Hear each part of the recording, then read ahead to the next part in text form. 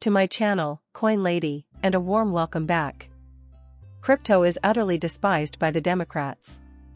Yes, I understand. Crypto is something they despise. Not to mention, they haven't muttered a word. They continue to oppose cryptocurrency and despise the sector as a whole. To get up to speed on what just transpired, the US government transferred over $2 billion worth of Bitcoin to an alternative address. Another evidence of the absurdity of the DEM administration's actions is the statement made by Donald Trump 2 days ago, exactly 48 hours ago, in which he promised to establish a strategic national Bitcoin stockpile and retain full ownership of the cryptocurrency if elected. The color red or blue doesn't bother me.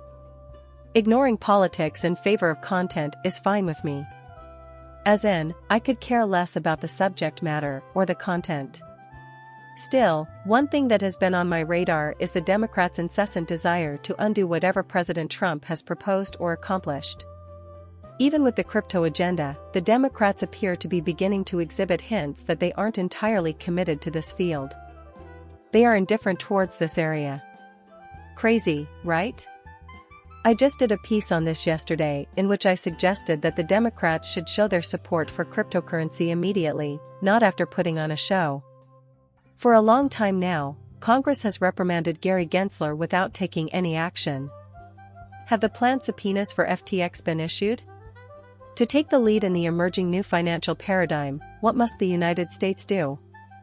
There is no longer any justification for the lack of progress towards the adoption of a framework to propel the business ahead outside of the US, where significant strides are being made towards implementing regulatory frameworks like MiCA. Crypto in the US-based crypto companies, and investors should be getting better treatment while Operation Choke, Point 2.0, and the halting of crypto remain continuing. We must make improvements immediately. Whoever wins this election, I hope they support their wards with real action. The time for Democrats to show themselves is now.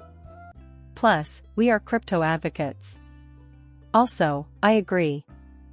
Yeah, I could care less. What we hear on a daily basis isn't important to me, you know? Such politicians can maintain an exceptionally bullish stance on cryptocurrency at all times. Whatever party wins the next election, whatever it is, they must immediately put crypto at the center of their agenda. I am unconcerned with their words if there is no action. The comments made by Trump during the Bitcoin conference have sparked widespread outrage. Everyone is irate because of what you know, even the DEMs are getting their voices heard. Nothing has been done up to this point. Plus, I simply want to bring everyone's attention back to what we recently witnessed, okay? Consider the Democrats, they've claimed to have flipped, therefore we're talking about them. What gives? We heard about $2 billion worth of Bitcoin only last Saturday, and now we're watching it move against that. And we even have that here. Am I correct? A week after Trump's vow not to sell US government Bitcoin, the Biden-Harris administration is resetting the market with $1 billion worth of Silk Road, Bitcoin, and a fantastic new appearance. Also, their animosity against this sector has long been apparent. This industry is their Achilles heel. They abhor cryptocurrency and would rather stay far away from it. Everyone who has cryptocurrency on hand, in my opinion, needs to 100% take charge of this industry's destiny by staying focused. At this year's Bitcoin conference in 2024, we have Donald Trump, who promised to form an advisory council focused on cryptocurrency and Bitcoin right away. They have 100 days to complete their assignment of creating clear regulatory guidelines. The CBDCs set it aside. We have now covered the CDC proposal. That is absolutely absurd, in my opinion. A group 2. Provide crypto regulatory guidelines is a fantastic idea, though. On the first day, I said it. Around the SEC, we do not require a new chairman. The SEC recommendations are completely unnecessary. Since the SEC has performed an awful job thus far, it doesn't matter who chairs the Crypto Advisory Council, what's needed is a group of Web 2 and Web 3 prospects. Once again, it seems like most of the content at crypto conferences is aimed at appealing to crypto voters rather than actually doing anything until we witness change. Regardless of who people back or anything like that, it doesn't matter to me. Whatever happens, we simply want to know it. The Democrats have been unsuccessful thus far. Perhaps the Republican Party is unique. Nobody knows. Yes, I do remember things from the past. Because I still recall this, I will quickly bring up the past. Anyone with even a passing familiarity with crypto will know about this from way back when? Year 2019, according to Trump, cryptocurrencies aren't his cup of tea. Very well. At this point, several of Trump's own posts began to appear. In case anyone believes it's photoshopped, these are authentic tweets from Donald Trump. Cryptos like Bitcoin aren't money, and I don't like how their value is completely unpredictable and based on nothing. Illegal activities, such as the drug trade, can be facilitated by unregulated crypto assets. Also, Libra, Facebook's virtual money, won't be very credible or respected. In order to comply with all banking requirements, Facebook and other corporations that wish to transform into banks must apply for a new banking charter. There is only one true currency in the United States, and it is stronger and more reliable than ever before. This is in line with other national and international banks.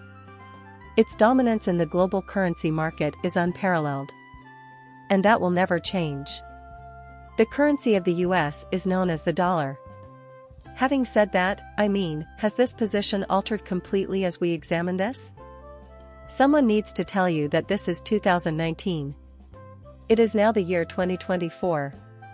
The sector has transformed and expanded significantly since then. Brian Armstrong has provided us with content even here. I jumped about a sitting US president having to deal to increased cryptocurrency usage years ago, and now I have this achievement.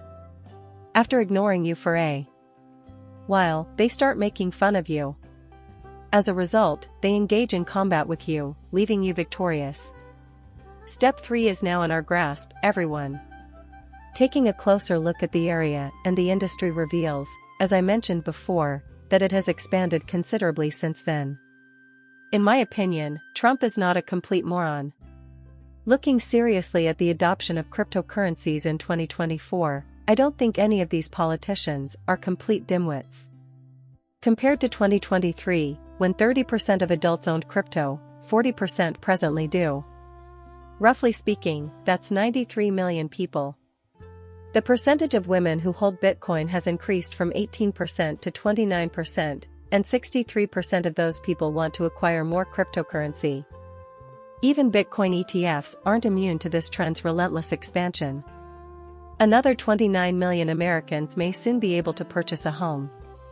1/4 of non-owners said they are more inclined to invest in cryptocurrency if there were a Bitcoin ETF.